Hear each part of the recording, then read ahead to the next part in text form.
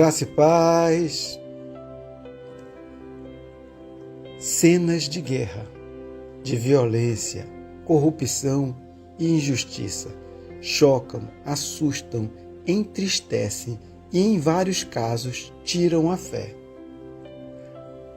Alguns homens de Deus, como os profetas Abacuque e Miqueias, que viveram há mais de 2.500 anos, também presenciaram a maldade e a injustiça na sociedade. E, em razão da vontade de Deus, foram levantados e profetizaram, alertando aqueles líderes, autoridades, que tinham o poder nas mãos, mas que intentavam, maquinavam e executavam a iniquidade e a maldade. Miqueias, capítulo 3, versículo 4. Miqueias fala em um contexto de violência e injustiça praticada por autoridades que detinham o poder civil, militar e religioso. O profeta recebe a incumbência de denunciar os pecados do povo e das autoridades que os governavam, deixando claro que o Senhor vê a conduta de cada um, ficando assim evidenciado que um dia todos iremos prestar contas. O texto revela, inclusive, que falsos profetas falavam o que o povo gostava de ouvir, sendo omissos quanto à palavra de Deus. Miqueias, capítulo 2, versículo 11. Pois tinham como objetivo o ganho e a riqueza. Miqueias, capítulo 2, versículo 8 e Miqueias, capítulo 3, versículo 5. Ou seja, falas de profetas que insistiam em profecias guiadas por espíritos de falsidade, de engano, que profetizavam sobre bênçãos temporárias, em outras palavras, sobre bênçãos materiais, reproduzindo um evangelho de ganância.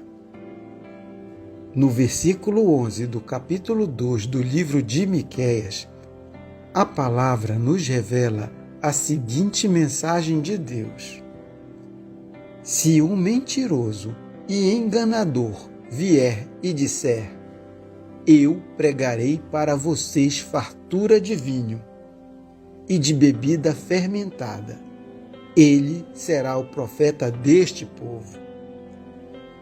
Irmãos, tal prática ainda é realizada por alguns falsos profetas da atualidade.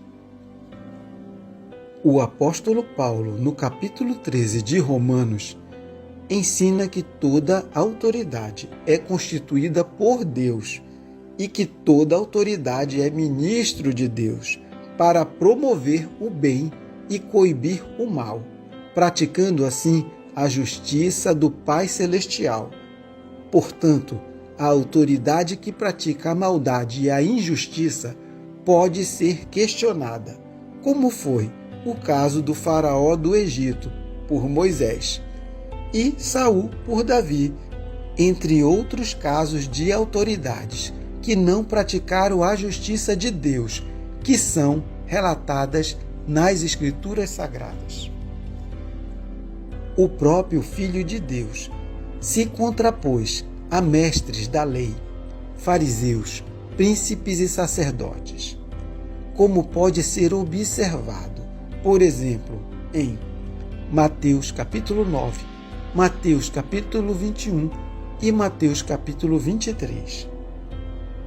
Neste sentido, observe, há tanta coisa ruim, tanta maldade e injustiças praticadas por autoridades e, em muitos casos, até por líderes religiosos, o que faz muitos questionarem a ação de Deus. A palavra nos mostra que grandes homens de Deus já fizeram tal questionamento, como foi o caso de Abacuque. Em Abacuque, capítulo 1, versículo 3, o profeta faz a seguinte pergunta: por que me fazes ver tanta maldade? Por que toleras a injustiça? O profeta tinha uma relação muito especial com Deus. Ele fazia perguntas e Deus as respondia diretamente. O fato é que Deus o conforta e aponta para o tempo em que a justiça será feita. Explica que o sucesso de pessoas ruins é apenas temporário, que as nações violentas seriam arruinadas e aqueles que lucram com a maldade e a injustiça não escapariam do castigo. O certo é que o mal nasce do pecado e não existe por culpa de Deus. A palavra de Deus é atual. Serve para nossa advertência. 1 Coríntios, capítulo 10, versículo 11. E nos faz entender que a salvação não vem de nós mesmos, não vem de outro ser humano pecador, não vem de nenhuma instituição humana, mas vem do Senhor.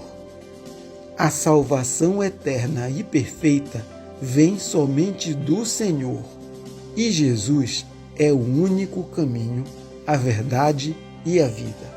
João, capítulo 14, versículo 6. Em Mateus, capítulo 13, do versículo 24 ao 30 e do versículo 36 ao 43, Jesus, por meio da parábola do joio e do trigo, nos ensina sobre a existência do mal, sobre a sua origem e o seu fim.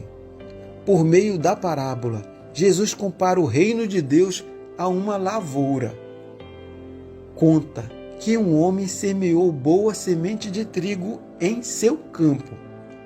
Contudo, durante o seu período de descanso, apareceu um adversário e semeou joio no meio do trigo. Observe que ambas as sementes são parecidas, o joio e o trigo. Passando o tempo, o trigo cresceu e deu frutos, mas junto dele também apareceu o joio, que não dá bons frutos. A palavra nos ensina que os servos do dono da lavoura se prontificaram a arrancar o joio, mas foram impedidos pelo dono do campo, que determinou que o joio deveria crescer junto com o trigo, para no dia da colheita ser separado e jogado no fogo. Ou seja, o joio que cresce entre o trigo somente será separado no dia do juízo final. Portanto, não perca a fé. Creia na palavra de Deus. Se alimente dela. Busque praticá-la e fazer o seu ID. Deixe que o Espírito Santo te transforme. E você verá que mesmo diante das maldades e injustiças desse mundo, Deus estará com você. Ele é quem dará a força e a sabedoria necessária.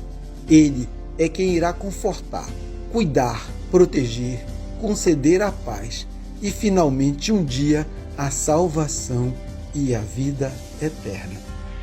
Amém? Vamos orar? Amado Pai, graças te damos pela Tua palavra. Senhor, faz morada em nosso coração. Nos ensina a Tua palavra e nos ajude a praticá-la. Pai, que mesmo diante da maldade e injustiça que há no mundo, o Senhor esteja conosco, nos dando a força e a sabedoria necessária. Que possamos viver eternamente em comunhão contigo. Assim oramos e agradecemos em nome de Jesus. Amém. Eu sou o pastor Cleverson Rocha e este foi o devocional de hoje.